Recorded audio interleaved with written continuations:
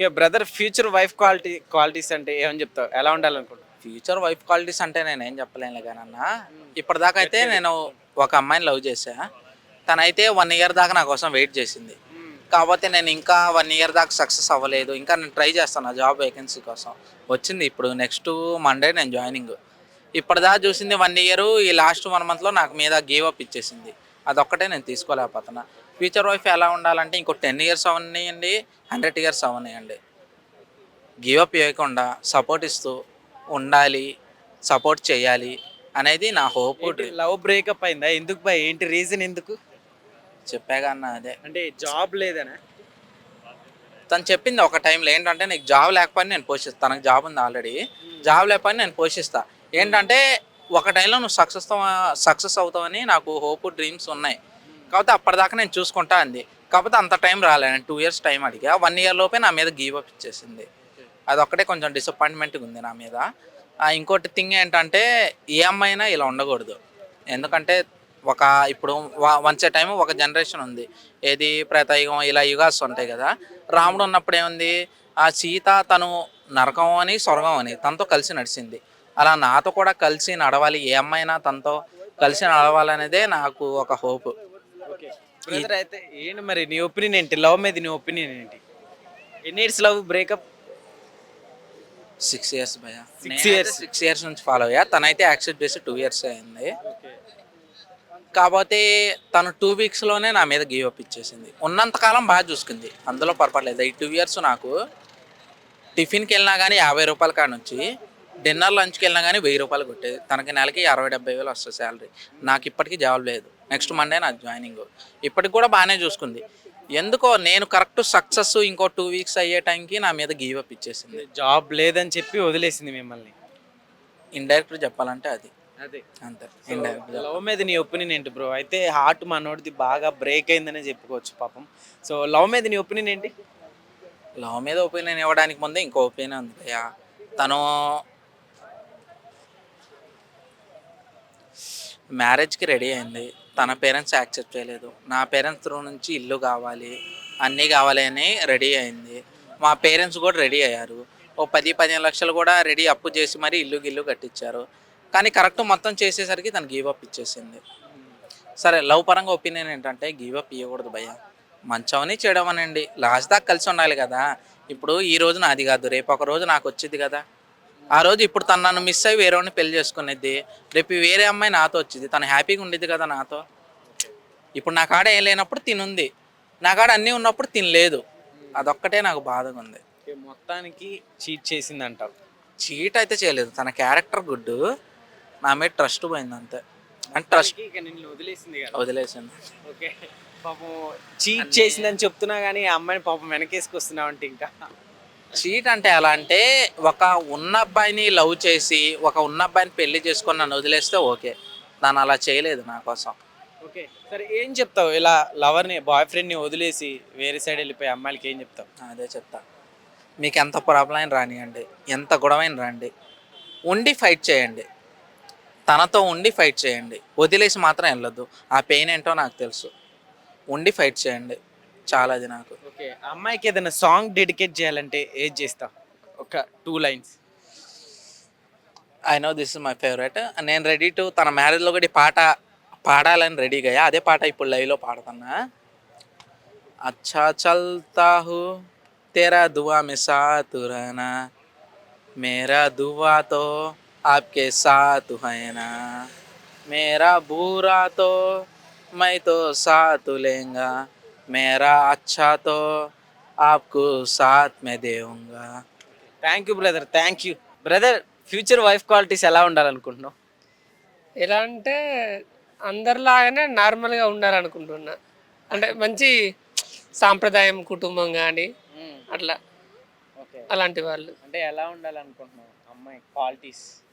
Qualities అంటే ఏముంటాయి అంటే పర్సనల్ హైట్ 5.2 అట్లుంటే చాలు. మరీ అంత చాలా హైట్ ఉన్నా కూడా బాగుండదు.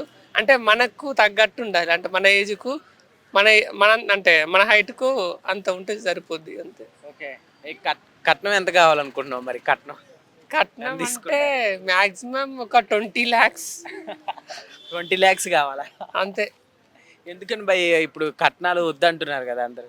కట్నాలు లేకుంటే మళ్ళీ ఎవరు పోషిస్తారు తర్వాత? హస్బెండ్ తెచ్చి పోషించాలి కదా. హస్బెండ్ ఇప్పుడు తెస్తాడు, ఇప్పుడు వాళ్ళకి ఇప్పుడు అన్నీ చూసుకోవాలి.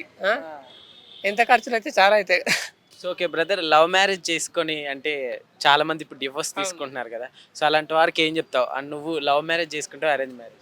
నేను అరేంజ్ మ్యారేజ్ చేసుకుంటా, ఎందుకంటే లవ్ మ్యారేజ్ చేసుకుంటే కట్నం రాదు కదా. ప్రతి ఒక్కరు ప్రాబ్లమ్స్ ఉంటాయి ఇంట్లో కూడా. ఎట్లా అంటే వీడు లవ్ మ్యారేజ్ చేసుకున్నా అంటే రెస్పెక్ట్ ఉండదు అన్నట్టు ఫస్ట్ ఆఫ్ ఆల్. అలా అంటే మన ఫ్యామిలీకి నచ్చినది మనం చేసుకుంటే బెస్ట్, అందరం కలిసి ఉంటాం. ఇప్పుడు ఫ్యామిలీని కాదని లవ్ మ్యారేజ్ చేసుకుంటే. ఓకే, నీకు మరి ఫ్యూచర్ వైఫ్ క్వాలిటీస్ ఎక్కువ ఇంపార్టెంటా, కట్నం ఇంపార్టెంటా? రెండిట్లో ఏదంటే ఏదని చెప్తావు? Wife qualities. వైఫ్ క్వాలిటీసే కావాలి, అయితే కట్నం తీసుకోకూడదు. మనం ఎక్కడికి సపోజ్ ఒక ఇన్విటేషన్ పోయినా, ఎక్కడికి ఒక మ్యారేజ్ కాడికి పోయినా కూడా అమ్మాయి బాగుంది అంటారు, కానీ అమ్మాయి బాగాలేకుండా కట్నం నాకు బాగా ఇచ్చారు ఎవరు చెప్పుకోం కదా. కట్నం ఎవరు చూడరు, ఫస్ట్ ఆఫ్ ఆల్ అక్కడ అమ్మాయిని చూస్తారు. అలా అమ్మాయి బాగుండాలి ఫస్ట్. ఓకే, కట్నం అయితే తీసుకోకూడదు మరి, ఓకేనా? 20 lakhs తీసుకోవా? అంటే అమ్మాయి బాగుంటే ఏం కాదు, అంటే మనకు నచ్చిన అమ్మాయి అయితే ఏం కాదు, కొంచెం నచ్చిన అమ్మాయి అయితే కట్నం కావాలంటారు. కట్నం కావాలి. Okay brother, thank you. So brother, future wife qualities ఎలా ఉండాలనుకుంటున్నావు? ఫ్యూచర్ వైఫ్ క్వాలిటీస్ అనేటివి right person to get the marriage. Love marriage అనేది కాదు, అరేంజ్డ్ మ్యారేజ్ అనేది కాదు. ఇప్పుడు చాలామంది తల్లిదండ్రులు చెప్పారనో బంధువులు చెప్పారనో మ్యారేజ్ చేసేసుకుంటూ ఉన్నారు. సో అంత అవసరం లేదు. మీకు రైట్ పర్సన్ అనే ఎప్పుడు టైం అయినా సరే, మీరు 30 ఏళ్ళు అయిన తర్వాత కూడా అవసరం పడితేనే మ్యారేజ్ చేసుకోండి. ఎందుకంటే ఈ రోజుల్లో జస్ట్ ఒక 1 week 10 daysలోనే పెళ్ళైన తర్వాత విడాకులు అయిపోతూ ఉన్నాయి. సో రైట్ పర్సన్ జరిగేంత వరకు మీరు వెయిట్ చేసి మ్యారేజ్ చేసుకోండి, అంతే. ఓకే, అంటే క్వాలిటీస్ అని ప్రతి ఒక్కరికి ఉంటాయి కదా, ఎట్లా ఉండాలి అట్లా ఉండాలని. సో అంత పర్టికులర్గా పెట్టుకునే వాళ్ళకి ఏం చెప్తారు?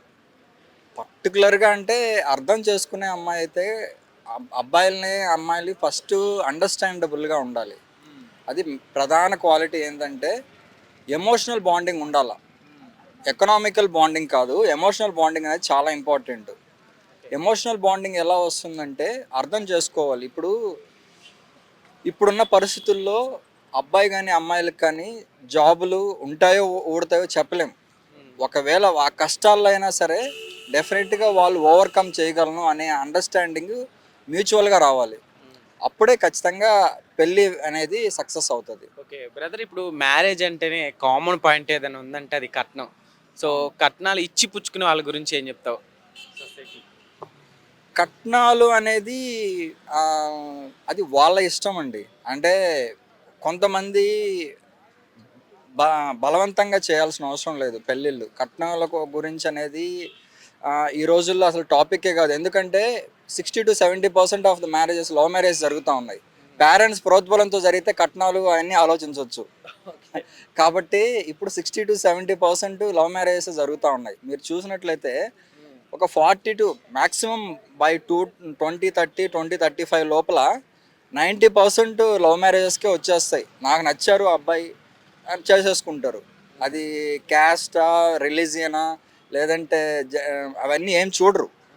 సో ప్రతి ఒక్కరు కూడా ఇప్పుడు ఈ రోజుల్లో కట్నాలు అనేది తగ్గిపోయాయి.